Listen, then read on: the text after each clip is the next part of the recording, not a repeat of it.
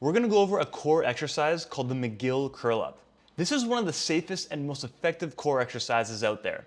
But, and this is a big but, that's only in the case if you do it properly. This is how you do a proper rep.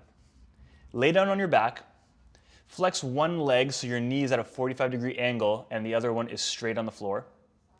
Then put your hands underneath your lower back to give some support to maintain a neutral spine. Raise your elbows off the ground. Now this part is optional, but it makes it one step harder on your abs. Then take a deep breath and brace your abs.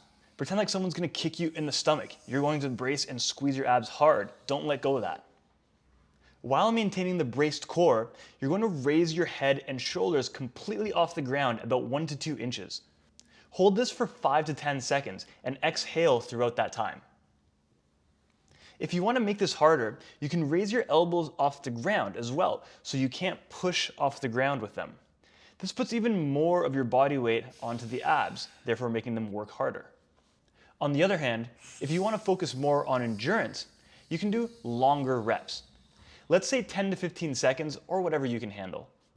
Now, if you want to make this a little bit easier, a slight regression would be keeping your elbows down onto the ground.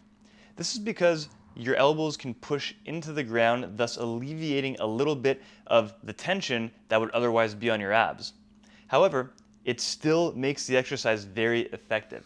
It does not mean that your abs are not working. You'll still feel them. This is just an alternative if you can't do a proper rep with your elbows up, or if you feel your neck too much during this exercise. Oh yeah, and one more thing, make sure you're exhaling. You can hear me exhale as I'm doing this. Common mistakes. Do not curl your head up too high off the ground. This takes tension off the abs and puts it on your neck. If you don't feel your abs, but you feel your neck, try the following 2 things.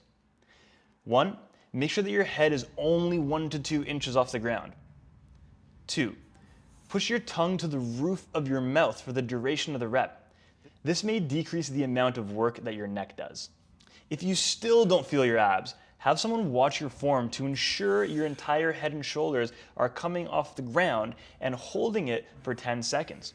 And making sure that your head and shoulders are not coming too high off the ground. If you think about it, that's a lot similar to a crunch, and the higher up you go, the less work your abs have to do, because your torso and your head are a long lever arm. So if they're like this, it's not going to be as much work on the abs. It's easy to think you're doing something right until you have someone watching you. You can also record your cell phone video. If you still don't feel your abs and continue feeling your neck, this exercise may be too hard for you at the moment. Your neck tends to take over if your abs are relatively weaker than it should be. But that's okay.